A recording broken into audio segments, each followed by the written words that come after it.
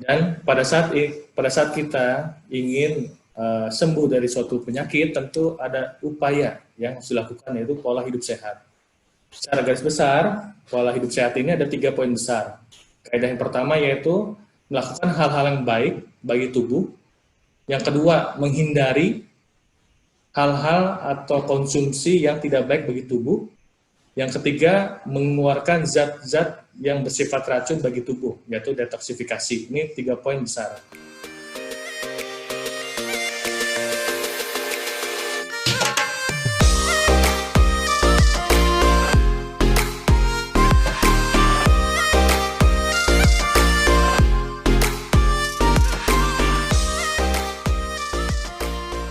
Assalamualaikum warahmatullahi wabarakatuh. Selamat pagi. Selamat pagi dan salam sejahtera untuk kita semua. Saya ingin mengucapkan terima kasih kepada Bapak Ibu yang sudah menyempatkan waktunya untuk hadir kembali dalam webinar yang ke-32 dari Yakes Telkom, yaitu Sharing is Caring Telkom Group, tips sehat untuk hipertensi dan DM saat COVID-19. Narasumber kali ini kita ada dokter dari regional Jabar, yaitu Dr. Steve Al-Ghazali dan Dr. Sinta Novia Nurjanah. Beliau akan menyampaikan materi terkait tips sehat untuk hipertensi dan DM saat COVID-19. Baiklah, untuk mempersingkat waktu, kita akan langsung mendengarkan materi dari dokter yang menjadi narasumber. Ini mau dokter siapa dulu nih, Dok? Sinta dulu, Teh. Oke, sip. Baiklah, silakan, Dok. Ya. Salah.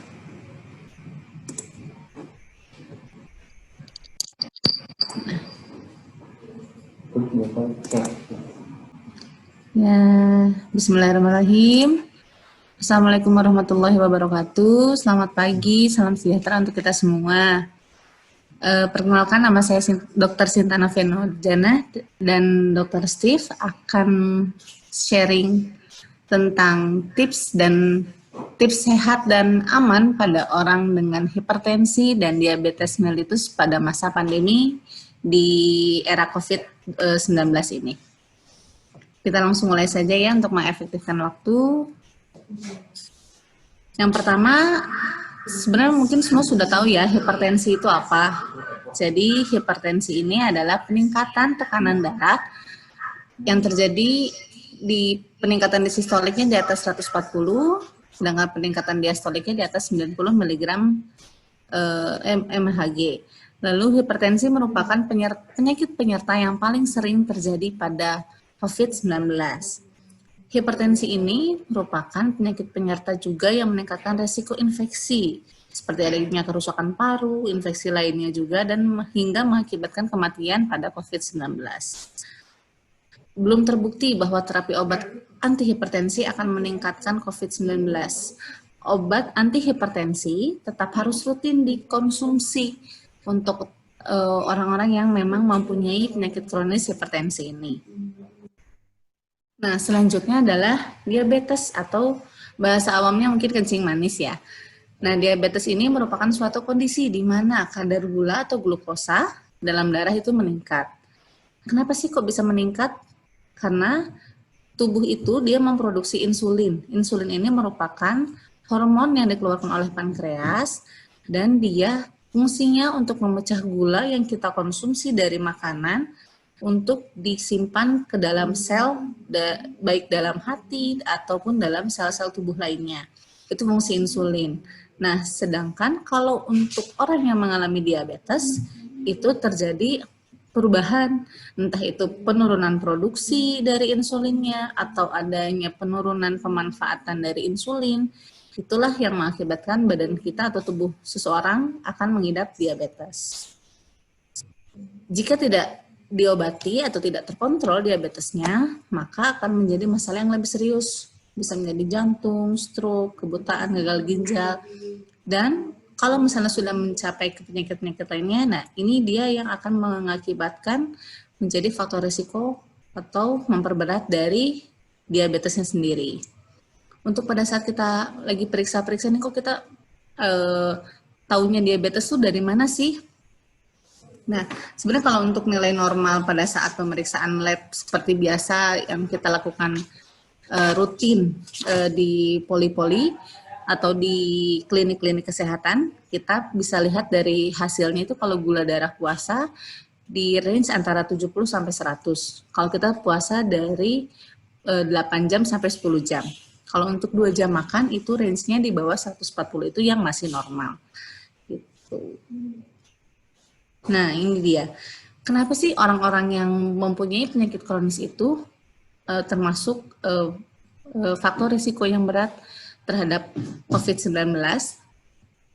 Jadi, beberapa penyakit kronis mungkin seperti jantung, diabetes, paru-paru, sekarang ini kalau dibandingkan dengan orang yang normal mengidap COVID, dia lebih beresiko menjadi lebih serius hingga kematian dibandingkan orang yang normal terkena COVID. Maka dari itu, kita harus punya protokol khusus untuk orang-orang yang mempunyai penyakit kronis ini. Pertama nih, kita harus jaga jarak minimal 1 meter atau lebih dengan orang lain. Kalau yang mempunyai penyakit kronis ya. Terus kita hindari bersentuhan. Jangan bersalaman atau bercium pipi. Lalu pada saat di tempat umum kita jauhi orang yang sakit. Dan pada saat kita ada kontak, kita lakukan lebih sering cuci tangan. Lalu bila merasakan gejala demam, batuk kering, ada rasa lelah, hubungi tempat rumah sakit atau hotline terdekat atau mungkin klinik terdekat. Lalu kita sebisa mungkin jauhi keramaian dan pastikan obat yang harus kita konsumsi itu dikonsumsi secara rutin dan selalu tersedia. Juga selalu mengikuti informasi terbaru dan jangan percaya hoax. Nih, kenapa sih kok bisa jadi berisiko? Pada awal pandemi itu sekitar bulan Februari sampai April, di Cina dia ada penelitian kok pasien-pasien dengan hipertensi, DM, gangguan pembuluh darah jantung, gangguan pembuluh darah di otak, kok dia lebih banyak resikonya sih. Ternyata sekian penelitian yang banyak itu untuk penelitian yang pastinya pada COVID-19 memang belum banyak diketahui. Cuman yang paling dominan ini, jadi si virus ini dia berikatan dengan suatu reseptor dalam tubuh kita. Nah, si reseptor itu dia akan mengekspresikan kalau virus ini dia akan lebih memperburuk kalau misalnya kita pada saat mempunyai hipertensi, mempunyai diabetes, mempunyai penyakit jantung atau penyakit pembuluh darah lainnya, tidak terjaga atau tidak terkontrol dengan baik, maka reseptor itu akan mengekspresikan berlebihan. Maka sistem imun kita akan lebih menurun dan pada saat bersamaan infeksi COVID-nya pun akan lebih meningkat.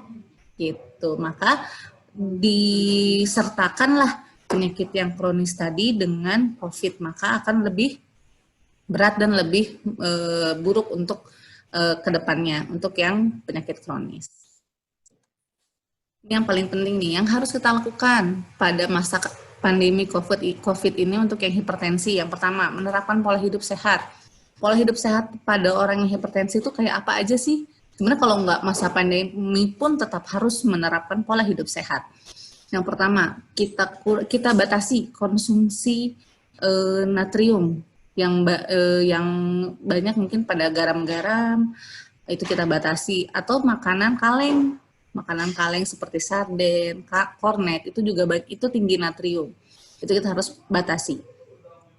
Lalu rutin melakukan pengecekan tekanan darah, itu harus rutin. Yang efektif itu kita lihat pada saat pagi hari sebelum ada aktivitas yang lebih lanjut, kita cek tekanan darah di pagi harinya secara rutin. Lalu selalu menjaga jarak atau physical distancing.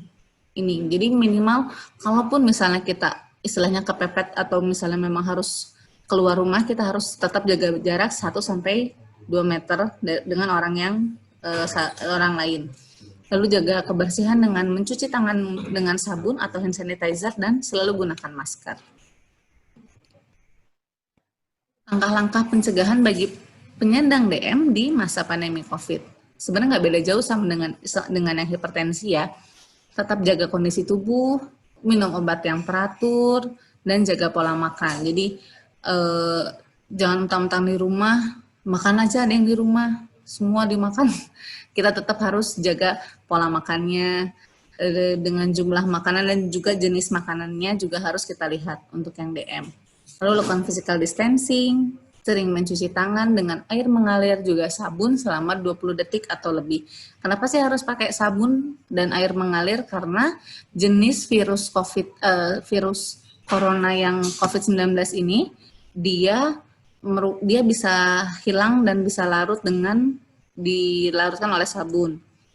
Lalu tidak menggunakan alkohol yang kurang dari 60%. Hindari menyentuh bagian wajah, hidung, mata, dan sebelum mencuci tangan. Lalu hindari menyentuh permukaan tempat umum, rutin membersihkan dan mendisinfeksi rumah seperti meja, pintu, kaca atau wastafel dan yang lainnya. Lalu lakukan pemeriksaan rutin gula darah di rumah dan kenali gejala-gejala khusus seperti mungkin kita lebih sering mual, ada pusing, ada sering buang air kecil, lalu sering haus, lelah, lesu, sehingga sakit kepala. Ditakutkan ada gejala-gejala gula darahnya meningkat atau malah hipoglikemia atau gula darah menurun. Lalu perbanyak minum air putih bila memang tidak dibatasi oleh dokter. Jadi mungkin pada pasien-pasien yang tertentu jika memang ada gangguan pada jantung, dokter yang membatasi untuk minum air putih itu dibatasi. Kalau misalnya tidak ada pembatasan, boleh perbanyak minum air putih. Lalu bila ada sakit dan tanda gula darah meningkat, segera hubungi klinik terdekat untuk mengkonsultasikan tentang gejala tersebut. Ini 4 hal ekstra melindungi manula dan penderita kronis. Yang pertama, kita harus selalu mengingatkan untuk orang yang tidak memiliki penyakit kronis ya, kita harus selalu mengingatkan bahwa cuci tangan pakai sabun itu penting. Yang kedua, jika memang harus keluar rumah, tetap harus jaga jarak dan menggunakan masker. Nah, penggunaan masker ini untuk memang yang sudah mempunyai penyakit kronis, jika lebih baik menggunakan masker medis. Jika memang tidak ada, boleh menggunakan masker kain dengan dibatasi penggunaannya hanya 4 jam saja. Yang ketiga, berkirimlah makanan. Jadi usahakan memang untuk yang menderita penyakit kronis, pola makannya terpantau dengan baik, kita kirim. Jadi jangan dibiarkan makan tanpa pola makannya kita perhatikan. Jadi kita harus perhatikan juga pola makannya. Yang keempat, tetap menjaga motivasi mereka dengan komunikasi lewat internet atau lewat telepon. Karena jika mengalami stres pada saat pandemi COVID-19 ini, dia juga akan memperburuk sistem imun dalam tubuhnya. Sekian dari saya, dilanjut oleh Dr. Steve.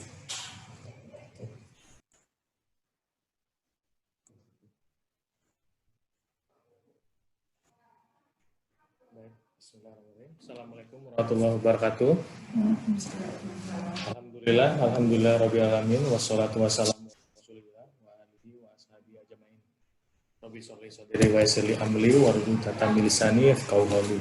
Yang terhormat Bapak Ibu, para pahlawan, para pejuang, keluarga besar Telkom yang kami cintai.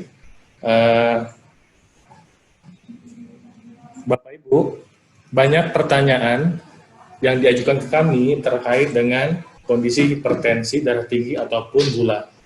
Yaitu pertanyaan, apakah obat-obatan ini dikonsumsi seumur hidup atau tidak? Nah, ini kembali lagi, sejauh mana kita mengetahui cara yang paripurna dalam menangani suatu penyakit. Yang perlu kita ketahui Bapak Ibu, pertama, yaitu manusia adalah ciptaan yang sempurna. Kemudian kita tidak lepas dari prinsip keseimbangan. Kemudian manusia adalah suatu makhluk yang dinamis.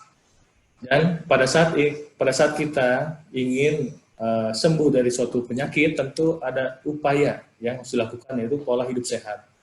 Secara garis besar, pola hidup sehat ini ada 3 poin besar. Kaidah yang pertama yaitu melakukan hal-hal yang baik bagi tubuh.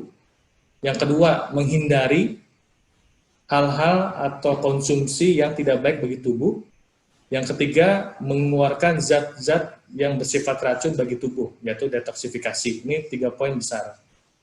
meskipun makhluk manusia adalah ciptaan yang sempurna, tubuh kita memiliki keterbatasan dalam mengkompensasi kondisi yang tidak baik. Nah, ini prinsip-prinsip yang perlu kita ketahui. Nah, Bapak Ibu, ini seperti fenomena gunung es, ya. Pada saat kita ingin sembuh dari suatu penyakit, kebanyakan saat ini kita berfokus ke pengobatan 20%-nya, akibatnya, fokus terhadap obat-obat. Padahal, pada saat kita mengetahui sebab utamanya, semakin besar kita mengatasi, mengobati sebab utamanya, maka semakin besar peluang kita sembuh. Mulai sakit yang ringan, bahkan sakit yang terberat. Nah, konsep kesehatan pertama, Bapak Ibu, ya, sakit tidak terjadi tiba-tiba. Ya, sakit ini bermula, ya, terjadinya ada ketidakseimbangan dalam tubuh. Nanti yang kita bahas selanjutnya. Pada saat terjadi ketidakseimbangan dalam tubuh dan ini terakumulasi, ya, banyaknya hal-hal atau asupan yang tidak baik bagi tubuh dikonsumsi atau dilakukan dalam jangka waktu yang lama, tubuh tidak dapat mengkompensasi lagi, maka terjadilah sakit. Nah, sakit ini tergantung dari organ mana yang terlemah di tubuh kita, ya. Apakah nanti flu, darah tinggi, ataupun gula darah meningkat. Nah, faktor penyebab ketidakseimbangan yang pertama yang terbesar yaitu adalah pola makan. Ya. Ini pemandangan yang biasa kita lihat, kadang kita tidak bisa menahan, ya, bahkan kita melampiaskan. Prinsip utama makan hindari kenyang, Bapak Ibu. Ya. Pada saat makan berlebih, ya, materi-materi makan itu tidak bisa dimanfaatkan optimal sehingga menjadi materi yang menyebabkan penyakit. Ya, apakah mulai dari gula naik, berat badan meningkat, atau bahkan tensi mulai meningkat. Nah, ini gambaran yang ideal ya pada saat kita makan. Prinsipnya hindari kenyang. Jadi prinsip utama makan itu untuk menghilangkan rasa lapar.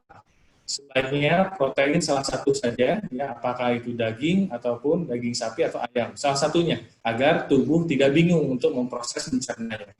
Kemudian, halo tes, Dr. Steve. atas gangguannya, kita kembali. Oh, udah. Sip. Sudah dapat terdengar ya, Bu Ami ya? Iya, Dok. Oke, kita kembali. Olahraga ya tadi ya ini bisa bersifat obat juga ya. Yang dimaksud olahraga ini kita melakukan aktivitas olahraga durasi sekitar 30 menit lebih, dilakukan 3-5 kali dalam seminggu.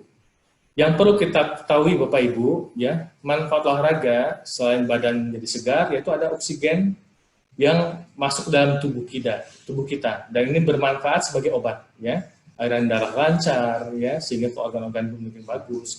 Kemudian mematahkan materi ya, materi ini maksudnya pada saat kita makan ada yang tidak tercerna sempurna, olahragalah yang akan membantu mematahkan materi tersebut sehingga tidak menjadi racun, bahkan menjadi materi yang bisa dicerna sebagai bahan metabolisme tubuh kita. Olahraga juga bisa memperbaiki sel ya, dan yang paling luar biasa sebagai obat itu kita pada saat olahraga itu akan ada endorfin ya, enzim ini yang banyak manfaatnya untuk penyembuhan dari suatu penyakit. Baik. Ketidakseimbangan yang mempengaruhi juga yaitu tidur malam. Yang tidak kita ketahui adalah tidur malam tidak hanya durasi yaitu tapi kualitas yang harus kita penuhi ya. Jam biologis manusia tidur malam antara jam 8, jam 9, atau paling telat jam 10 malam sampai jam 2, jam 3. Ini kualitasnya berbeda pada saat kita tidur mulai jam 12 malam, bangun jam 6. Dua manfaat penting yaitu pada saat tidur malam, manfaat pertama jantung istirahat, ya, kemudian manfaat penting yang kedua yaitu pencernaan akan optimal. Disarankan ruangan tidur itu redup atau gelap, Kemudian yang perlu kita pada saat kita mulai tidur pun itu sebaiknya miring ke kanan karena posisi jantung terbebas dari desakan organ sekitar. Oke, dan yang tidak kalah penting, para ahli sepakat bahwa sebagian besar penyebab utama daya tahan tubuh turun, penyakit muncul, yaitu adanya emosi dan stres yang tidak terkontrol. Nah, ketahuilah Bapak Ibu, di tubuh kita ada suatu organ, di mana kalau organ ini baik, maka seluruh organ itu akan mengikutinya. Ketahuilah bahwa organ ini adalah jantung, bentuk non-fisiknya hati atau kolbu. Nah, ini sangat untuk agar jantung kita sehat, kita harus senantiasa belajar. Ya. Kemudian belajar untuk bereaksi positif, membuat keputusan bijak, dan menyadari bahwa tidak ada yang sempurna. Ya. Dan kita belajar menerima realitas yang terjadi dan belajar selangkah demi selangkah.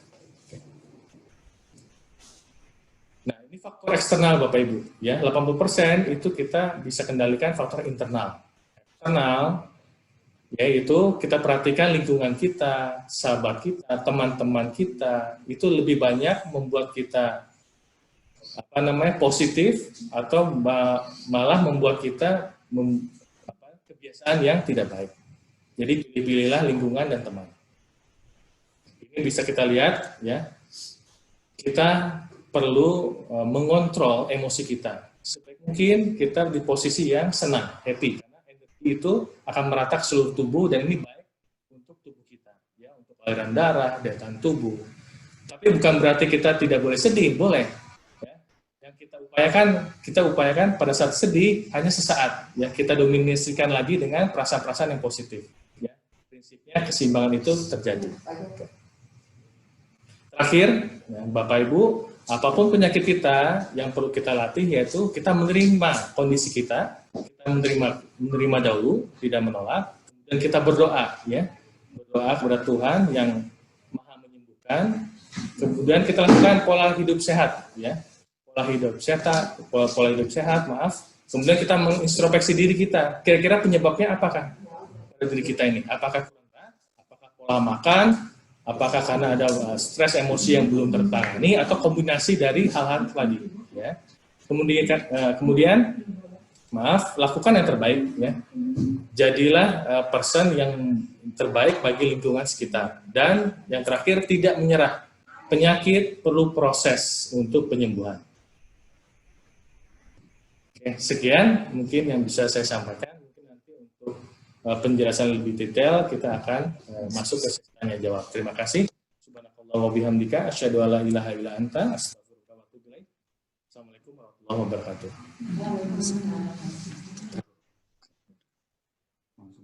Oke, terima kasih Dr. Sinta dan Dr. Steve untuk paparannya. Nah, mohon maaf sebelumnya, ini jaringan memang agak nggak stabil, dan sekarang akan kita lanjut dengan tanya jawab bersama Dr. Sinta dan Dr. Steve. Terima kasih. Silakan, Dok. Ya.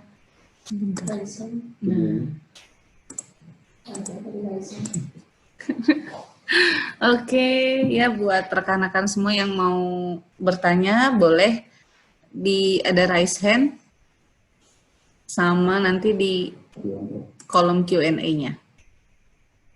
Oke.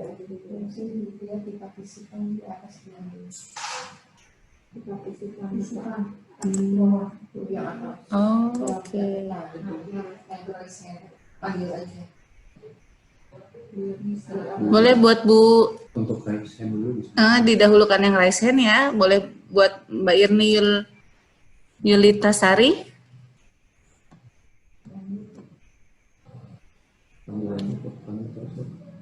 Ya, gimana Bu Irni? Di-unmute dulu, Bu. Gimana, Mbak? Ya, gimana tadi pertanyaannya, Bu? Oh, kepencet kali ya? Oh, enggak ya berarti ya? Enggak.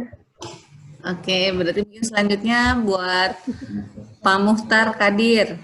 Silakan, Pak. Di-unmute dulu, Pak.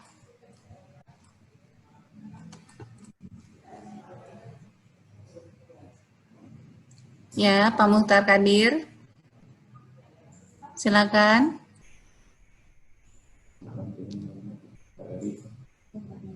Atau selanjutnya mungkin Pak Eri Permana. Ya, silakan Pak. Di-unmute dulu.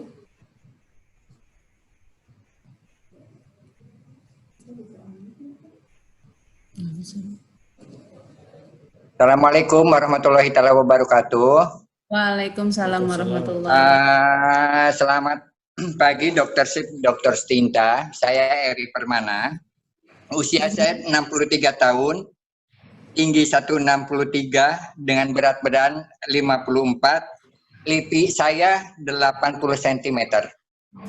Yang ingin saya tanyakan, kebetulan saya tensi saya termasuk rendah. yang normalnya itu rendah. Mohon maaf, hari ini saya nggak ukur tensi dulu. Yang ingin saya tanyakan, setelah senam, berolahraga itu selalu ngantuk. Yang ingin saya tanyakan, normalkah saya? Itu aja, Dok. Olahraganya senam aja, Pak, kalau ngantuknya setelah senam saja atau setelah aktivitas lain juga? Ya, senam yang diadakan oleh Yakes itu. Aerobik dan yang yoga. live ya? Ya. Oke. Selalu mengantuk ya? Ya, langsung jawab aja ya, Dok ya. Langsung dijawab aja ya, Pak ya. Kemungkinan Ya, silakan. setelah beraktivitas berat sering mengantuk, itu bisa dari efek kita kekurangan glukosa, Pak. Jadi suka ngantuk. Jadi setelah berolahraga, kalori terbakar, gula juga terbakar. Nah, untuk kompensasinya karena kita terjadi penurunan glukosa atau hipoglikem, maka efeknya akan mengantuk gitu. Cuman kalau untuk penyakit diabetes mellitus ada tidak, Pak? Nggak ada. Saya kebetulan tekanan darah rendah, Dok. Oke. Kalau di tensi terakhir biasanya suka berapa, Pak? Sekitar 120-an per 90. Cukup bagus, Pak. Bagus, Pak. Jadi itu sih paling artinya mungkin apakah setelah oksigen ataupun nutrisi yang kurang ke organ otak ya. Nah, prinsip olahraga, Pak, itu kembali ke kebiasaan kita ya. Prinsipnya olahraga diupayakan tidak berlebih juga ya. Pada saat kita berlebih itu tanda biasanya capek ya. Diupayakan perhatikan durasinya ya. Secara umum olahraga itu sampai kita merasa segar ya. Kalau di rata-rata durasinya mungkin sekitar 30 menit. Jika Bapak misalnya setelahnya mengantuk itu dirasa setelah 45 menit, mungkin durasinya perlu dikurangkan, Pak Eri. Jadi prinsipnya harus cari waktu yang pas, jenis olahraga yang cocok bagi kita, dan terasa segar setelahnya. Hindari capek, hindari lemas. Mungkin itu tambahan dari saya, Pak Eri. Terima kasih, Dok. Iya, sama-sama, Pak. Selanjutnya mungkin dari yang Q&A ya, Pak ya. Ini dari Pak Hari Freeman. Usia saya 60 tahun. Dianjurkan untuk banyak makan sayur dan buah-buahan di masa muda. Saya senang makan sayur dan buah-buahan. Problemnya sering kambuh asam urat. Kalau makan buah-buahan gulanya sering naik. Menurut dokter bagaimana? Jadi kalau menurut saya mungkin dipilih, Pak, karena memang kan seperti tadi yang sudah dijelaskan oleh Dokter Steve, untuk pola makan itu kita harus menerapkan pola piring teh. Jadi perbanyak untuk setengah dari piringnya itu sayur dan buah. Nah, untuk jenis makanannya, untuk jenis sayur dan buahnya memang kalau ada sakit asam urat, peningkatan asam urat dalam darah atau peningkatan glukosa dalam darah, jenis buah-buahan dan jenis sayurnya juga harus dipilih. Mungkin kita kurangi yang banyak hijaunya atau memang yang kadar gulanya terlalu tinggi, itu juga kita harus pilih lagi, kita harus kurangi. Gitu. Mungkin dari Dokter Ya. Steve ada yang tambahkan? Oke, pertanyaan bagus dari Pak Hari Firman, ya. Ini banyak mungkin yang kita merasakan seperti ini. Jadi prinsipnya asam urat naik itu bisa dua kemungkinan, ya. Pertama, asupan yang mengandung purinnya terlalu tinggi, asam urat terlalu tinggi, atau detoksifikasinya berkurang, ya, air putihnya kurang. Ya, meskipun di masa muda kita banyak makan sayur, tapi seiring bertambahnya usia, proses metabolisme itu menurun, Pak Hari, ya. Yang perlu kita ketahui, jadi ada sayur-sayuran mungkin menyebabkan asam urat tinggi itu kecil, ya. Kita perlu perhatikan juga makanan asupan yang lainnya, seperti misalnya kita makan sayuran, tapi apakah kita makan misalnya bolu, kue-kue kemasan, minuman kemasan, yang itu juga bisa meningkatkan asam urat, ya. Kemudian jeroan, makanan laut itu juga yang paling banyak meningkatkan asam urat dalam tubuh. Jadi prinsipnya perhatikan juga asupan cairan, ya.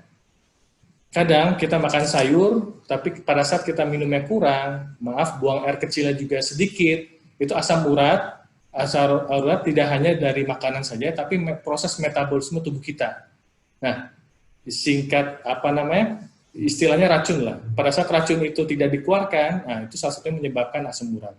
Mungkin itu tambahan dari saya, Pak Hari, mudah-mudahan bisa dipahami. Terima kasih. Mungkin jenis buah yang bisa Bapak Hari Freeman pilih pada saat akan konsumsi sayur atau buah yang menghindari DM atau menghindari peningkatan gula atau menghindari peningkatan asam urat.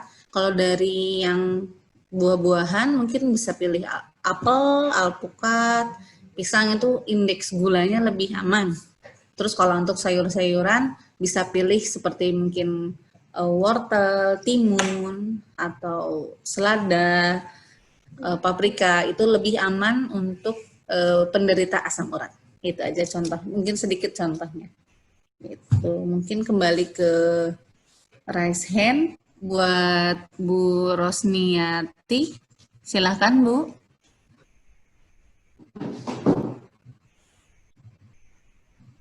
Untuk Bu Rosniati, silakan pertanyaannya.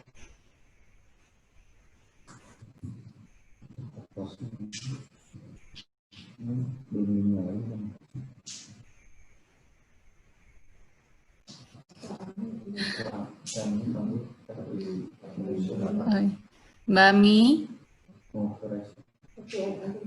Oh, kita lanjut yang Q&A aja dulu ya.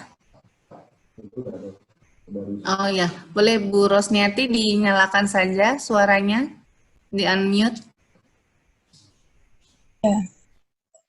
Ya, selamat siang Bu Dokter. Ya, siang Ibu, gimana? Ya, saya kan ini cek asam urat kemarin kayaknya batas atas gitu ya. Kalau konsumsi sayuran saya seperti daun ubi, sawi pahit gitu. Apakah itu bisa meningkatkan asam uratnya gitu? Tadi jenisnya daun ubi Sama sawi pahit. sawi pahit. Ya. Kalau bayam saya udah hindari. Iya. Oke. Yes. Sebenarnya kalau dasarnya untuk yang menderita asam urat bukan hanya dari sayur-sayuran yang bersifat warna hijau gitu Bu ya. Yang awam tahu mungkin karena sayur-sayuran yang bersifat warna hijau itu dia semua meningkatkan asam urat. Jadi sebenarnya tidak murni semua dari sayuran. Dari pola makan yang lainnya mungkin seperti ada jeroan, itu juga dia bisa meningkatkan asam urat juga.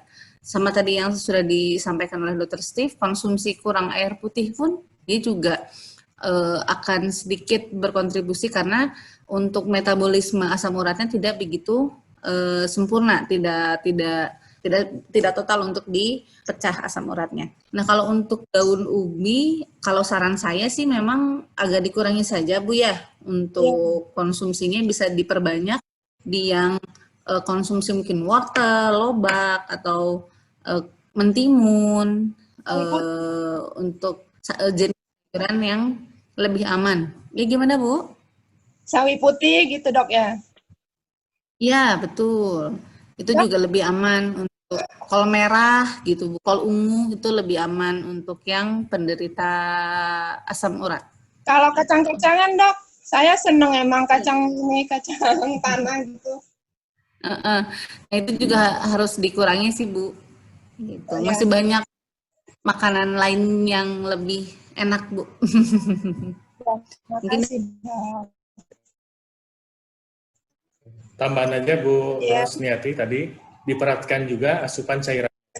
Ya terkadang kita nggak sadar makan sayuran, hanya makanan-makanan snacknya, apakah itu apa namanya bolu atau kacang-kacangan, tapi kacang ini maksudnya dalam bentuk kemasan. Setiap yang di dalam ya sama-sama Ibu. Mungkin kita akan kembali ke Q&A-nya. Pertanyaan dari Pak Iso Pangginono. Ya, sehat. Salam sehat obat 540-995. Bagaimana awal kejadian atau tanda awal yang kita mulai terkena diabetes? Adakah perubahan pada fisik kita bila mulai terkena diabetes? Yang pertama itu kita sering merasakan adanya buang air kecil yang sering, terus lebih cepat lemas, lesu, tergantung dari hasilnya. Mungkin ada masuk ke kriteria prediabetes atau diabetesnya. Kalau untuk perubahan fisik, sebenarnya nggak semua orang yang terkena diabetes ada perubahan fisik jadi lebih gemuk atau lebih kurus. Itu tergantung dari jenis fisik tiap individunya sendiri gitu. Mungkin ada tambahan dari Dr. Steve? Oke. Tadi ya menambahkan keluhan biasanya sering ya, biasanya sudah makan cepat lapar ya, cepat mengantuk, terus sering buang air kecil. Kemudian juga kadang pasien mengeluhkan ada luka yang sulit sembuh. Nah itu menjadi indikasi dan sebaiknya dicek gula darahnya apakah betul karena salah satunya penyebabnya karena gula darah tinggi. Mungkin itu tambahan sedikit. Sekian Pak Nono. Mungkin kita kembali ke raise hand ya buat Pak Edi Suparmin. Silakan Pak. Pak Dokter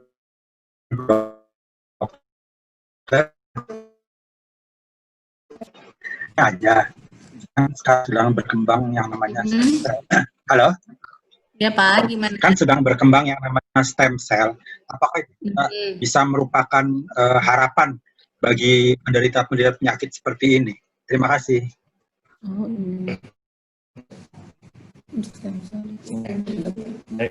Pertanyaan bagus Pak Edi. Mengenai stem cell ini masih dalam tahap penelitian. Ya, adapun informasi dari teman sejawat kami di Jakarta itu yang sudah digunakan salah satunya di bagian bedah tulang ya untuk proses penyembuhan. Tapi untuk depannya apakah ini bisa diterapkan, diaplikasikan dalam kondisi pasien dengan diabetes ataupun penyakit lainnya, ini masih dalam tahap penelitian. Tapi yang perlu kita ketahui Pak Edi bahwa tadi kembali lagi bahwa tubuh kita ini sempurna ya. Sejauh mana kita mengkondisikan ya, melakukan memberi asupan yang baik bagi tubuh kita, semakin besar juga berpeluang juga angka kesembuhan itu akan terjadi. Ya, mulai dari penyakit yang teringan virus, bahkan yang terberat kanker yang kami lihat, bahkan kasus kanker ada beberapa yang kami lihat, mereka selain dengan obat-obatan, ternyata yang berpengaruh besar itu mereka merubah, memperbaiki pola hidup mereka, ya terutama pola makan, aktivitas, yang terutama yang terpenting yaitu psikologi, ya psikologi, psikis itu yang menentukan angka kesembuhan semakin besar. Mungkin itu Pak Edi. Terima kasih Dok. Terima kasih Dok. Iya, sama-sama Pak. Edi. Terima kasih. Untuk kolom pertanyaan ada pertanyaan dari Pak Imam Haryono, apakah obat hipertensi bila diminum terus ada efek sampingnya? Jadi kalau untuk obat hipertensi, selama memang pasiennya mengalami peningkatan tekanan darah seperti yang tadi sudah disampaikan, terus berada di atas 140 atau diastolnya berada di atas 90, itu tidak memberikan efek samping karena memang sesuai dengan target organnya atau sesuai dengan cara kerja obatnya. Jika sudah mulai tekanan darahnya stabil, biasanya dokter akan sambil memberikan terapi obat hipertensi juga akan menerapkan untuk pola hidup sehat seperti pola makan, mengurangi konsumsi garam, terus olahraga jika memang sudah efektif dengan pola makan baik, olahraganya tepat, juga tepat untuk pola makan dan olahraga tepat sasaran, obat hipertensi dan dipantau juga apakah tekanan darahnya sudah mencapai ke angka normal atau tidak. Itu dokter akan mempertimbangkan untuk bisa kita kurangi atau ganti jenis obatnya sesuai dengan pemeriksaan di kala itu. Jika memang sudah mencapai normal, pola makan terus-terusan stabil, pola makan sehatnya stabil, tidak pernah konsumsi lagi natrium atau olahraganya lebih baik, dan tekanan darahnya juga mencapai normal, bisa kemungkinan bisa kita lepas. Itu memang kondisinya harus selalu dipantau oleh dokter dulu. Gitu. Dari Dokter Steve. Nah, ini pertanyaan bagus Pak Imam Haryono. Ini yang akan mungkin ditanyakan oleh sebagian besar kita, ya termasuk dengan obat gula ya, obat diabetes. Jadi prinsipnya kita harus memfokuskan mengendalikan tekanan darah ataupun gula itu dengan pola hidup, ya. Pada saat kita hanya mengandalkan, hanya berpegangan pada obat, betul tensi bisa akan turun, tapi tetap beresiko, ya. Beresiko saja efek samping, ya. Yang kami lihat bisa pada saat kita fokus hanya obat saja, tidak merubah pola hidup, bisa nanti mungkin setelah 3 tahun, 4 tahun, 5 tahun, 7 tahun itu menimbulkan efek samping. Nah, efek sampingnya apa? Tergantung organ mana yang paling lemah, ya. Apakah ginjal, ya, apakah jantung, atau bahkan muncul penyakit baru, ya, kanker darah, itu memungkinkan. Tapi berita baiknya, Ibu Bapak, ya, pada saat kita mulai fokus memperbaiki pola hidup, terutama memanage stres atau emosi, itu dibantu dengan obat, itu akan peluang untuk mencapai target tensi kembali normal atau gula normal itu semakin besar. Nah, pada saat tadi target yang target gula atau target tensi itu semakin ke arah normal, itu dokter akan menyesuaikan dosisnya, akan menurunkan atau mengurangi jumlahnya, dan itu akan efek samping pun akan semakin berkurang. Bahkan tidak mungkin juga pada saat kita fokus memperbaiki pola hidup, olahraga, tidur cukup, makan lebih sehat, gula mulai stabil, ya, HbA1c mulai di bawah 6,5, itu memungkinkan untuk lepas obat. Tapi pada saat lepas obat kita merusak pola hidup kita lagi, ada kemungkinan tensi itu, darah tinggi itu, ataupun gula itu bisa kembali lagi. Jadi kuncinya tadi fokus di pola hidup, obat digunakan hanya. Silakan Pak Arif Suryono. Untuk silakan Pak Arif Suryono. Selamat pagi, Dok. Selamat pagi, Dok. Udah masuk? Halo. Halo, selamat pagi.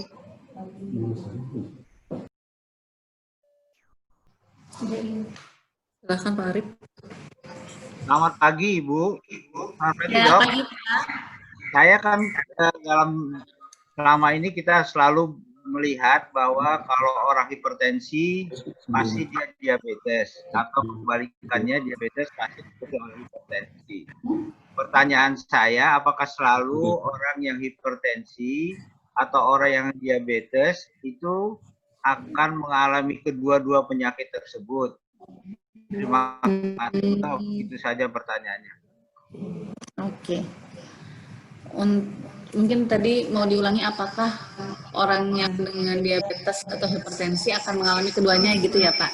Nggak selalu kita lihat bahwa itu selalu berhubungan. Apakah yang selalu hipertensi nantinya akan diabetes atau diabetes akan hipertensi juga? Terima kasih. Oke.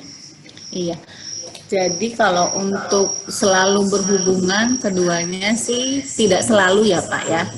Cuman kalau mereka saling bisa. Jadi kalau untuk orang yang mengidap hipertensi pasti diabetes itu tidak selalu.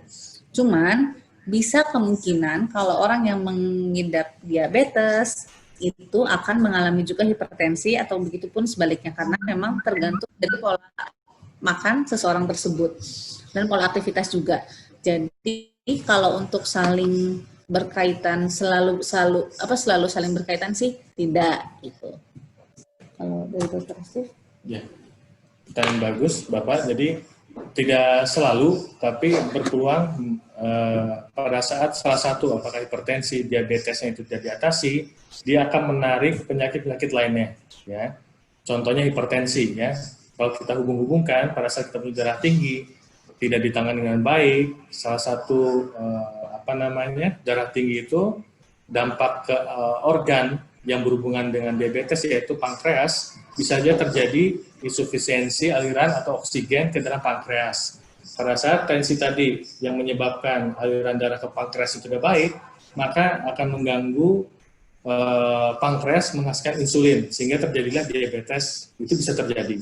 Atau sebaliknya, pada saat gula darah diabetes ini tidak tertangani dengan baik, urat cenderung tinggi, dan prinsipnya pada saat gula tinggi itu darah kental, ya, tekanan tinggi, nah akan menarik sehingga terjadinya hipertensi.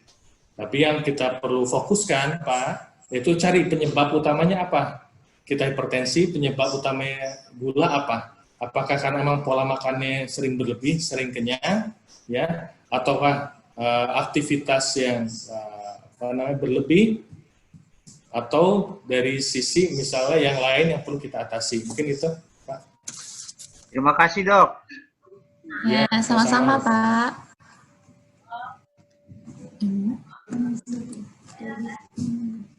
Untuk selanjutnya mungkin dari kolom pertanyaan ya.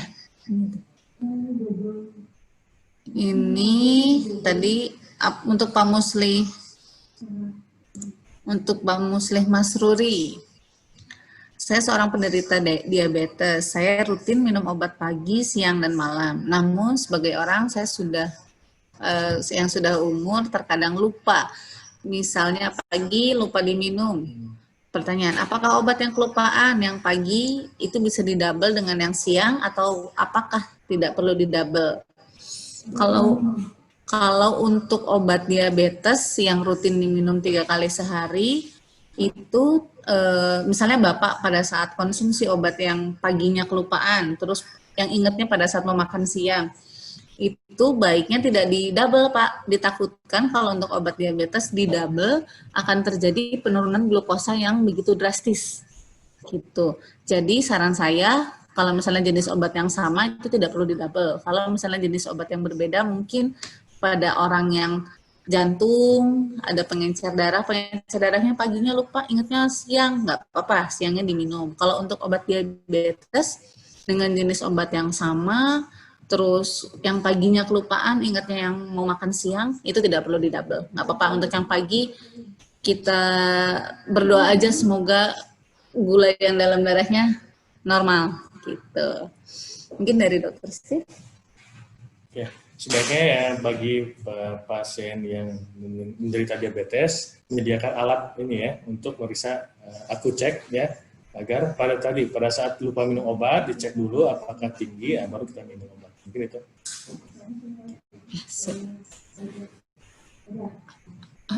Yang lain mana? Oke, untuk audiens semua, mungkin ada polling yang harus diisi ya. untuk polling kegiatan sharing is caring dari Telkom Group itu diharapkan diisi. Terima kasih.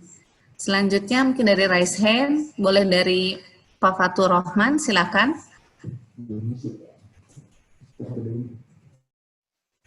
Silakan Pak Fatur Rahman. Silakan Pak Fatur Rahman.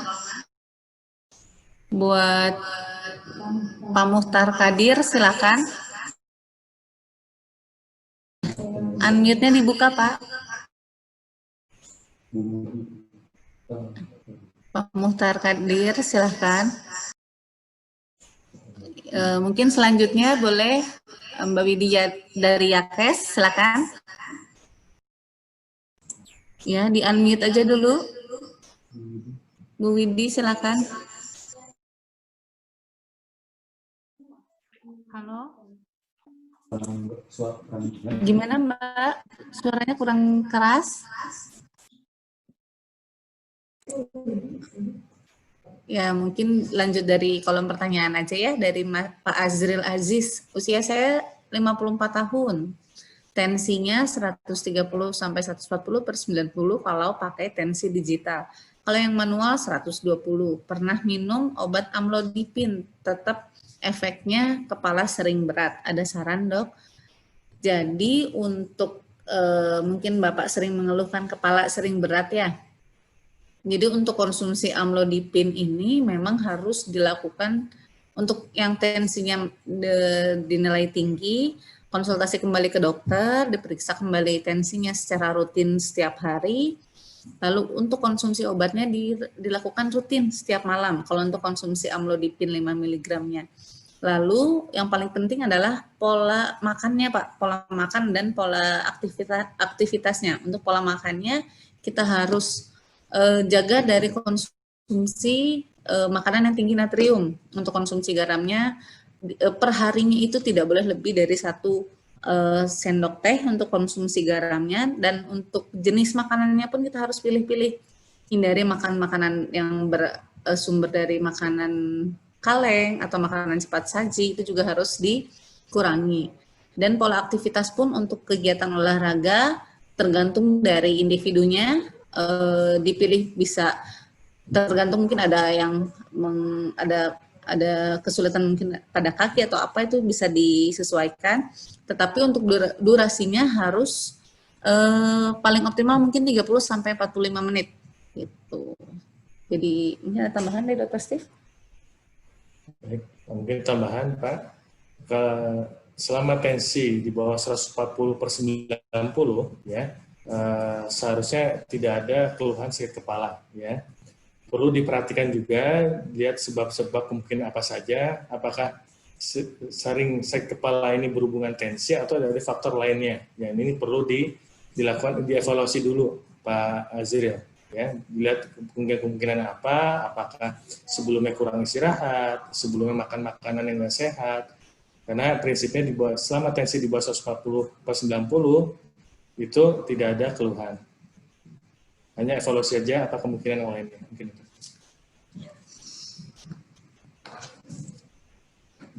Lanjut ke yang raise hand, mungkin boleh Pak Yaya Sugiat, silakan.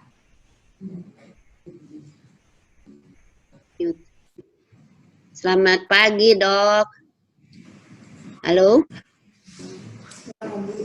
Bisa didengar? Selamat pagi. Pagi. Tadi saya lihat dalam paparan ya, menjilat jari sama dengan probiotik. Ini maksudnya apa? Karena biasanya saya tuh selalu melarang anak-anak menjilat jari, terutama kalau jarinya tuh tangannya belum dicuci karena kotor. Tapi dalam paparan tadi ada menjilat jari sama dengan probiotik. Jadi ini yang saya ingin tanyakan. Yang kedua, pada pemeriksaan kadar gula, mana yang lebih baik? Apakah pemeriksaan dari kadar glukosa puasa atau pemeriksaan dari HB1AC? Itu saja, Dok.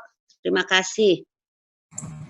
Ya, siap Bu Yaya. Mungkin bisa dijawab oleh Dr. Steve.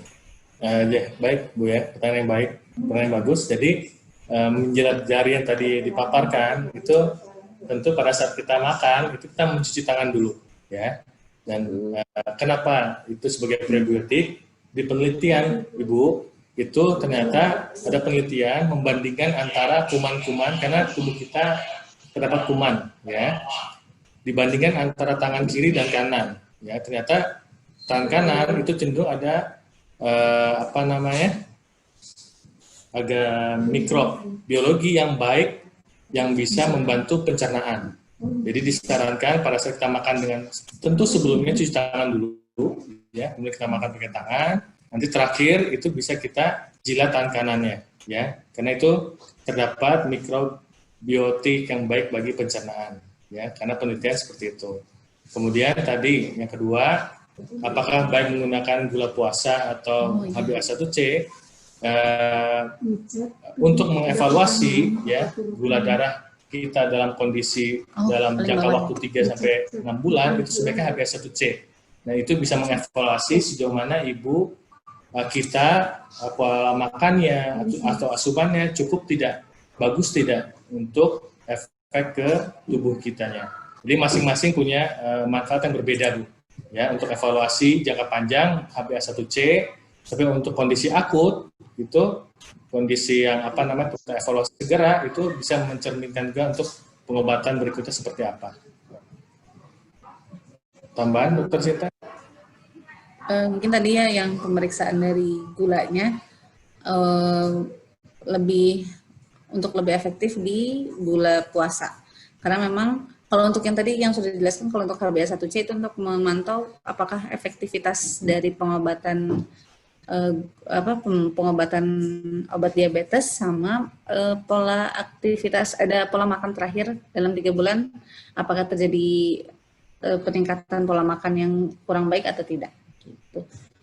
Mungkin tadi Pak Fatur Rahman kan ada raise hand ya. Ini pertanyaannya, maaf tadi suara saya nggak bisa masuk, mau tanya, dijelaskan tubuh kita sempurna, dinamis, dan keseimbangan. Saya kurang jelas tentang keseimbangan yang harus kita pertahankan atau kita lakukan.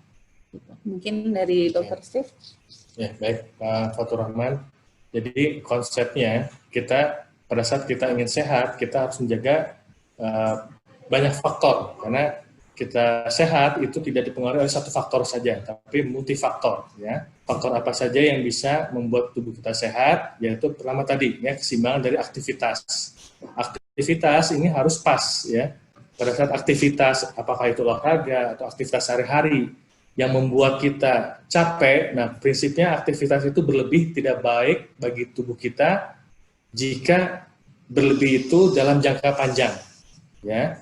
Nah itu. Jadi kemudian faktor lain misalnya tidur. Ini sering jadi contoh, misalnya kita tidur yang bagus itu kan tadi jam biologis itu jam 8, jam 9 sampai jam 2, jam 3. Dalam seminggu 7 hari. Ya.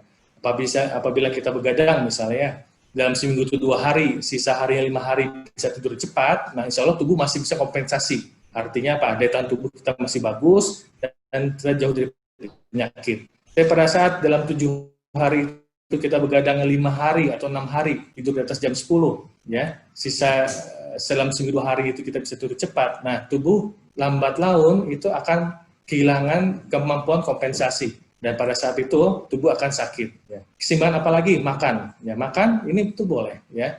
Prinsipnya jangan berlebih. Pada saat kita makan, ya, kita perhatikan jenisnya, ya, lebih banyak yang instannya atau alaminya. Kemudian pada saat makan, prinsipnya ya jangan berlebih. Ya, berlebih itu tandanya kenyang. Ya, pada saat kita kenyang, tadi berlebih, ini menyebabkan tidak seimbang dalam tubuh. Asupan makanan yang berlebih itu tidak dicerna, akan bahkan menjadi sumber penyakit. Ya, apakah menjadi kolesterol nantinya, apakah gula, ataukah berat badan akan meningkat. Pada saat berat badan meningkat, itu akan menarik penyakit-penyakit yang lain, apakah darah tinggi, gula, atau yang lainnya. Kemudian, keseimbangan yang berikutnya yang menjadi perhatian yaitu kondisi emosi kita. Ya. Kita sesekali marah, sesekali khawatir, sesekali takut, nggak masalah. Tapi pada saat kita khawatiran itu, ketakutan itu, amarah itu mendominasi aktivitas sehari-hari, itu akan menjadi pencetus penyakit lainnya. Ya, terutama misalnya darah tinggi, gula, dan lainnya. Mungkin itu, jadi kita tidak bisa mencapai yang ideal, tapi kita berusaha merespon agar tubuh kita bisa merespon yang baik lah ya, sehingga tubuh kita bisa mengkompensasi. Mungkin itu mudah-mudahan dapat dipahami Pak Fatur.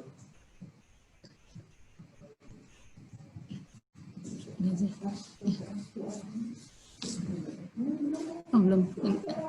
Masih ada. Oke. Untuk selanjutnya, mungkin dari kolom Q&A, ini dari Bu Ani Musafitri. Suami saya memiliki tekanan darah tinggi di atas normal. Kebiasaannya suka makan di atas jam 10 malam, mudah mengantuk. Pertanyaan saya, apakah kebiasaan suami saya akan berdampak pada kesehatannya? Tidak bisa dilarang, Dok. Malas berolahraga. Oke. Untuk kebiasaan makan malam di atas jam 10 dan jadi mudah mengantuk. Jadi kalau untuk pola makan di pola makan malam itu lebih baik dibatasi 2 jam minimal, 2 jam sebelum tidur. Karena kalau misalnya kita makan, mungkin kita biasa tidur di jam 9, terus kita makan jam setengah 9, lalu langsung istirahat. Biasanya proses pencernaan makanannya dia akan kurang optimal. Jadi kalau misalnya langsung tidur, proses pengosongan lambung pun tidak optimal, alhasil untuk makanan yang akan dipecah pun tidak akan menjadi optimal juga, gitu. Malah akan menjadi mengganggu sistem pencernaan, karena biasanya kalau sudah istirahat, sistem pencernaan pun akan ikut istirahat. Jadi kalau untuk berdampak ke kesehatan, salah satunya bisa berdampak ke peningkatan asam lambung atau mungkin bisa sampai ke GERD, dia bisa sampai ke saluran makan atasnya. Itu untuk dilarang atau tidaknya mungkin memang harus diingatkan terus sih, untuk pola makan harus lebih baik dan olahraga juga harus lebih baik. Gitu. Dari Dr. Steve. Oke. Untuk mungkin Pak Sunjoto Kerto Atmojo, silakan Pak pertanyaannya dari raise hand.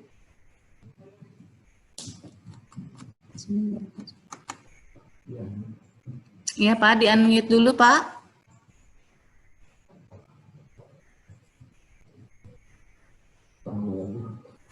Pak Sunjoto, silakan. Suaranya masih belum ada Pak, di-unmute dulu.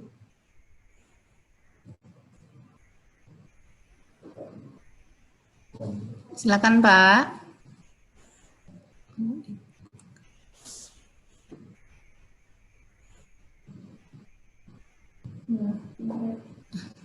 Oke, mungkin lanjut ke kolom pertanyaan lagi aja. Untuk nama handphone Galaxy A7 ada di raise hand, juga ada di kolom pertanyaan. Usia saya 59 tahun, penderita hipertensi. Berapa ukuran normal tensi yang aman untuk berolahraga? Berapa durasi normal untuk olahraga bersepeda? Supaya imunitas bertambah, apa yang harus dilakukan? Mengapa tensi saya cenderung normal setelah melakukan olahraga? Untuk obat herbal atau jamuan itu apa ada pengaruhnya bila diminum berbarengan dengan obat kimia? Untuk saya coba langsung jawab aja ya Pak ya. Untuk ukuran normal tensi yang tensi aman untuk berolahraga memang di bawah 140/90. Untuk durasi normal bersepeda sebenarnya tergantung dari jenis, pada saat kita bersepeda medannya kemana juga, apakah dia intensitasnya sedang atau berat. Sama kalau untuk durasi normal berolahraga itu semua di 30-45 menit itu sudah cukup untuk badan kita. Lalu supaya imunitas bertambah, apa yang harus dilakukan? Untuk imunitas yang sehat atau imunitas yang bagus, dia harus yang pertama pola makan sehat, pola aktivitas yang baik, dan mengelola stres yang baik juga. Lalu, mengapa tensi saya cenderung normal setelah melakukan olahraga? Jadi, setelah olahraga tidak harus selalu terjadi peningkatan tekanan darah, walaupun mungkin heart rate atau hitungan dari degup jantungnya meningkat. Lalu untuk obat herbal atau jamuan, apakah ada pengaruh bila diminum berbarengan dengan obat kimia? Kalau menurut saya jangan dibarengin Pak. Kalau misalnya memang Bapak mempunyai obat herbal yang akan dikonsumsi. Jadi kalaupun mau mungkin diselang 6 atau 8 jam setelah mengkonsumsi obat kimia. Mungkin dari Dokter Steve ada tambahan tidak? Oke. Kenapa? Oke, siap. Mungkin Pak Sunyoto, silakan Pak. Nah, sudah dibuka nih. Gimana Pak? Ada yang bertanyakan? Terima kasih. Ya. Assalamualaikum warahmatullahi wabarakatuh. Waalaikumsalam warahmatullahi wabarakatuh. Begini, orang sakit biasanya kan minum obat. Nah, kalau saya amati, minum obat itu ada 3 macam itu caranya. Pertama, obatnya digulung. Yang kedua, obatnya misalnya pil itu ditelan. Dan yang ketiga, obatnya atau pilnya itu ditaruh di bawah lidah. Nah, ini mohon penjelasan cara-cara begitu itu apa efeknya kepada tubuh atau untuk kesembuhannya. Mohon penjelasan. Terima kasih. Itu aja, Pak. Oke. Mungkin tadi dari penggunaan obat-obatannya ya Pak ya. Ya. Untuk 3 jenis penggunaan obat-obatan tersebut memang tergantung dari fungsi atau cara kerja obatnya. Jadi kalau misalnya yang di bawah lidah itu biasanya untuk obat-obatan yang dibutuhkan cepat langsung mencapai ke jantung. Misalnya yang sering digunakan itu adalah untuk obat menghilangkan rasa sakit di dada pada pasien yang memang sudah memiliki riwayat penyakit jantung, atau untuk mengurangi debaran jantung juga bisa. Nah, itu fungsinya untuk lebih cepat efek obatnya mencapai ke jantung. Kalau untuk obat yang dikonsumsi secara minum seperti biasa, itu memang biasanya kayak obat-obatan yang diabetes, itu biasanya obat-obatan yang biasanya harus dikonsumsi berbarengan dengan makan, memang untuk membantu mengefektifkan perubahan gula dalam darahnya. Terus kalau untuk yang pertama tuh yang disuntik ya Dok ya?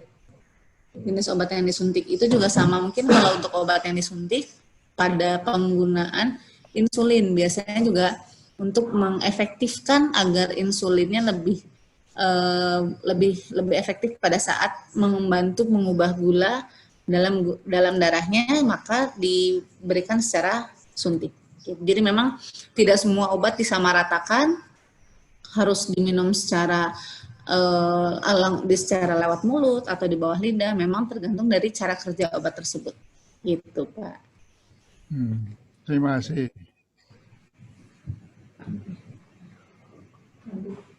Nanti, oke. Mungkin masuk ke sekian Pak Sunyoto. Semoga terjawab pertanyaannya ya Pak. Untuk pertanyaan selanjutnya ada dari Ibu Sudaryani. Selamat siang, saya umur 75 tahun, mempunyai penyakit jantung, diabetes, hipertensi, asam lambung. Kalau malam biasanya kalau kurang minum dada terasa panas, tenggorokan kering, lidah juga kering. Jadi kalau saya bangun malam pasti minum.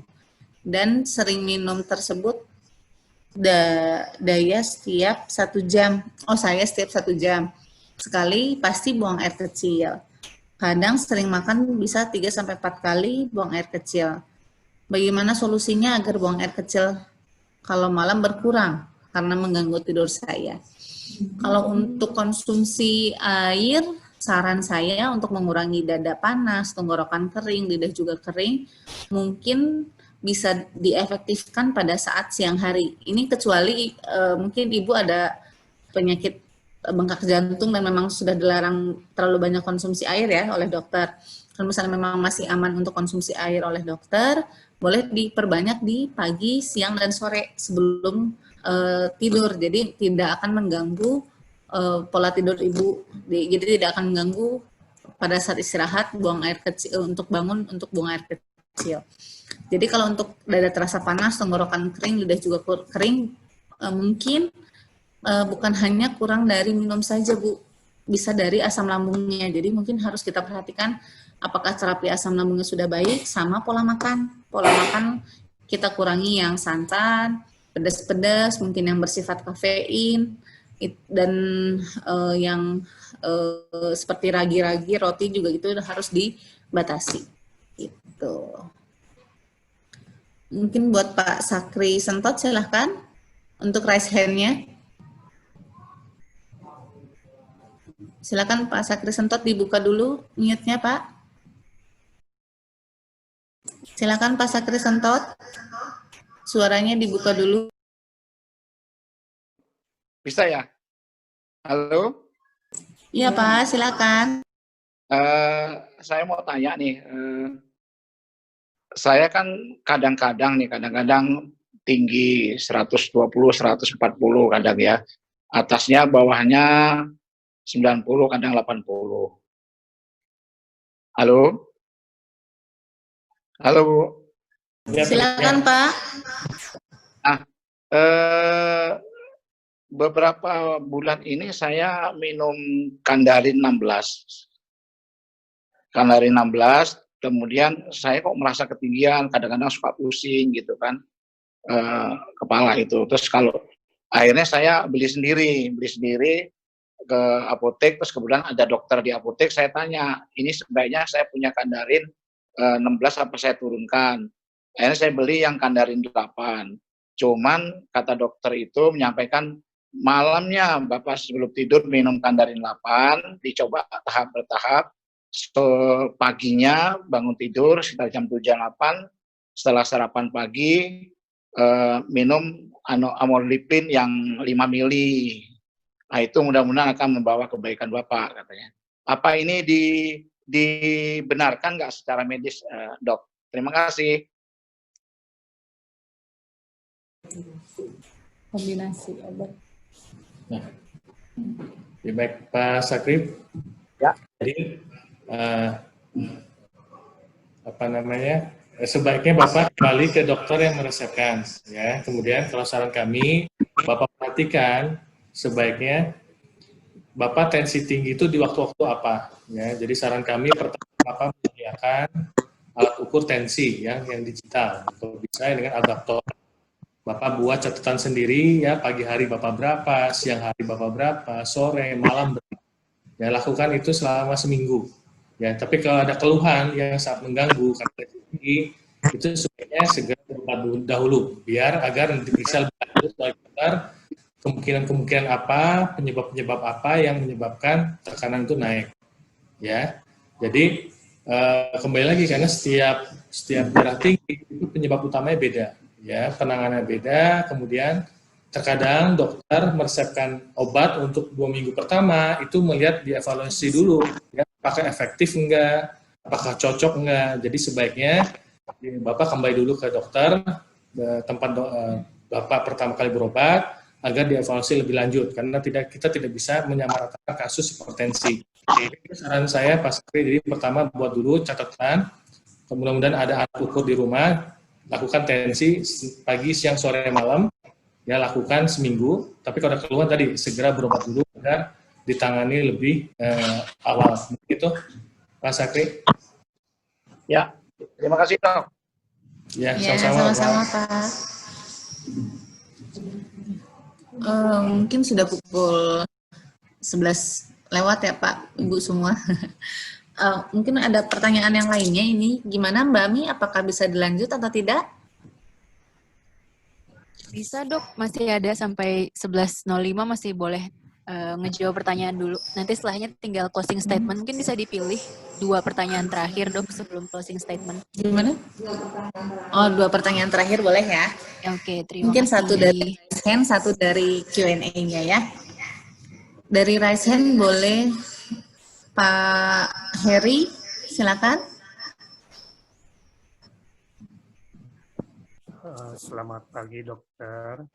Pagi Pak, silakan.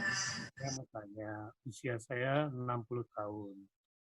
Nah itu saya mempunyai kebiasaan kalau pagi itu suka minum kopi ditambah setengah. Gimana Pak, maaf, boleh diulangi, suaranya agak kecil. Dokter, kalau setiap pagi itu saya punya kebiasaan dok, suka minum kopi, ditambah dengan setengah sendok teh gula pasir, ditambah dengan 1 sendok teh krim. Apakah kebiasaan saya itu lama-lama bisa menyebabkan perubahan kadar hipertensi maupun kadar gula darah? Saya kira itu aja, Dok. Terima kasih. Konsumsinya kopi tambah creamer tambah gula ya Pak ya? Ya betul, Dok. Iya, kalau dari pola makan atau pola minum kopi pagi hari ditambah dengan creamer dan 2 sendok teh gula, kalau menurut saya itu jika terjadi terus-menerus bisa kemungkinan akan muncul diabetes jika memang tidak dikurangi secara perlahan dan pola aktivitas juga tidak ditambah. Jadi mungkin tidak ada olahraga, pola makan mungkin tetap seperti itu, kemungkinan, tapi saya tidak menjamin pasti akan diabetes ya, cuman kalau misalnya terus-menerus seperti itu, kemungkinan bisa akan terjadi diabetes, karena memang konsumsi creamer ditambah dengan gula pasir 2 sendok teh itu dalam hanya pagi hari saja, itu sudah mengambil setengah jatah kadar normal konsumsi gula, karena mungkin siang juga kan kita tidak tahu apakah makan kita mengandung gula atau tidak, terus mungkin pada saat sore hari kita konsumsi makanan atau minuman yang lain atau tidak gitu. Ini Dr. Steve? Saya gulanya mungkin Pak Eri, tergantung kondisi kita seperti apa ya. Pada saat kondisi kita misalnya sehat ya, tidak ada diabetes, tidak ada hipertensi, ya betul tadi yang disampaikan oleh Dr. Sinta, kopi tambah creamer tambah gula pasir itu gulanya akan cepat meningkat di dalam darah. Nah, sarannya tadi pada saat kita minum kopi pagi hari itu aktivitas fisik harus ditingkatkan juga ya, agar tadi setiap asupan gula yang masuk itu bisa dimetabolisme dijadikan energi ya. Prinsipnya minuman kopi atau kopi saset itu perhatikan untuk dosisnya, selama tidak ada keluhan di kita, misalnya mulai dari lambung lah misalnya ya, lambungnya tidak perih, tidak sakit, kemudian dikonsumsi 1 gelas sehari itu cukup. Tapi pada saat berlebihan minum kopi ya, kopi yang kita maksudnya kopi instan, bisa sampai 2 gelas, 3 gelas setiap hari, dan itu tiap hari dilakukan, ini berpotensi meskipun saat ini gula kita bagus, tensi kita bagus, itu pada saat dikonsumsi berlebih tiap hari. Nah tadi ada potensi akan meningkatkan gula darah kita akan tinggi. Apalagi aktivitas fisik kita kurang. Nah ini akan semakin besar peluang kita sakit. Jadi diperhatikan Bapak, tentu kalau dibandingkan dengan kopi tanpa creamer lebih sehat lagi. Apalagi kopi tanpa gula lebih sehat lagi. Ya. Itu jadi tergantung kondisi kitanya. Mungkin itu tambahan dari saya, Pak Heri. Ya, baik. Bagus, Dok. Jawabannya. Terima kasih jawabannya. Ya, sama-sama, Pak. Ya, pertanyaan terakhir kita ambil di kolom Q&A. Untuk pertanyaan dari Pak Agus Usman. Dok, apakah suatu penyakit dapat diakibatkan oleh pikiran kita? Kalau untuk suatu penyakit diakibatkan oleh pikiran kita mungkin bisa berasal dari faktor stres, Pak. Jadi kalau misalnya kita tidak bisa mengelola stres dengan baik sesuai dengan tadi disampaikan oleh Dr. Steve, itu akan memicu hormon-hormon yang tidak baik juga dalam tubuh akan ikut meningkat. Salah satunya mungkin yang akan mengakibatkan ke gangguan pada pembuluh darah atau gangguan pada sensitivitas sel. Nah, itu juga bisa dipengaruhi oleh dari hormon-hormon stres yang meningkat. Gitu. Dari Dr. Steve? Bagus, pertanyaan bagus Pak Gusman. Jadi para ahli itu sepakat ya, bahwa sebagian besar pencetus awal daya tahan tubuh turun, penyakit muncul itu dari pikiran yang kita manage. Ya, betul tadi yang disampaikan oleh Dr. Sinta, pada saat kita stres itu boleh ya, tapi pada saat berlebihan, jangka panjang tidak terselesaikan, prinsipnya terjadi ketidakseimbangan dalam tubuh. Ya, betul akan terjadi dominasi dari sistem hormonal misalnya ya, hormon-hormonal yang tidak baik bagi kita, tidak baik ya sifatnya dalam tubuh kita, misalnya hormon kortisol ya, sehingga pada saat hormon kortisol ini meningkat, ada kecenderungan tensi akan mulai naik. Ya. Pada saat tensi naik, prinsipnya aliran darah ke organ-organ seluruh tubuh kita itu tidak optimal, tidak efektif. Tergantung pada saat ini terjadi berlangsung lama, tubuh kita akan kehilangan sifat kompensasi. Tergantung organ mana yang paling lemah. Ya, pada saat stres ini terus-menerus, tensi mulai naik tadi yang telah kita jelaskan, aliran darah ke pankreas, sel penghasil insulin kita mulai terganggu, timbul gula. Nah, kalau gula mulai muncul, nah gula ini kan sifatnya dia masif, ya, dia bisa merusak setiap organ, ya, apakah mulai macam-macam, bisa ke jantung, jadi cenderung pada saat darah kental bisa serangan jantung, bisa juga kalau terjadi ke otak menjadi stroke, ya. Bisa juga banyak hal ya, sel darah kita juga mulai mulai rusak ya, sehingga anemia, kanker darah muncul, bakal tumor mulai muncul, itu bisa pada saat pikiran kita stres, emosi itu tidak di-manage, karena kita bisa kita yakin bahwa kita tidak mungkin hidup tanpa stres, tanpa emosi. Yang bisa kita lakukan hanya mengendalikan. Pada saat kita tidak bisa mengendalikan oleh diri sendiri, kita konsultasi ke ahlinya. Nah, itu dia mungkin sedikit tambahan dari saya, Pak Agus. Mudah-mudahan bisa bermanfaat. Terima kasih. Ya. Mungkin untuk pertanyaan melalui raise hand dan Q&A sudah ditutup. Tadi sesuai dengan perjanjian dua pertanyaan terakhir. Untuk Ibu Bapak semua diingatkan kembali untuk pollingnya bisa diisi buat Ibu Bapak yang belum mengisinya. Sebagai pesan-pesan sebelum penutupan webinar kali ini, diusahakan untuk semua Ibu Bapak agar tetap di rumah saja. Tidak perlu keluar rumah bila memang tidak ada kegiatan yang sangat penting. Jikapun harus keluar rumah, tetap harus melaksanakan protokol kesehatan COVID-19 dengan menggunakan masker, tetap menjaga jarak atau physical distancing, lalu kita hindari kerumunan, dan juga melakukan cuci tangan menggunakan hand sanitizer atau dengan sabun dan air mengalir. Lalu selalu terapkan perilaku hidup sehat dan bersih. Jika tidak ada kondisi yang darurat, boleh kita tunda untuk datang ke klinik. Bisa kita gunakan fasilitas telemedicine yang sudah disiapkan oleh Yakes untuk layanan konsultasi dan pengantaran obat melalui WhatsApp di masing-masing TPKK di wilayah masing-masing, ataupun bisa menggunakan aplikasi Yakes Mobile yang di dalamnya sudah banyak para ahli, ada dokter juga, ada psikolog dan yang lainnya, dan bisa digunakan untuk konsultasi melalui telehealth. Sekian. Semoga ilmu atau sharing is caring dari saya dan Dr. Steve bisa diterima oleh Ibu Bapak semua. Semoga ilmunya bermanfaat. Saya kembalikan lagi kepada Mbak Ami. Silakan Mbak Ami. Oke, terima kasih Dok.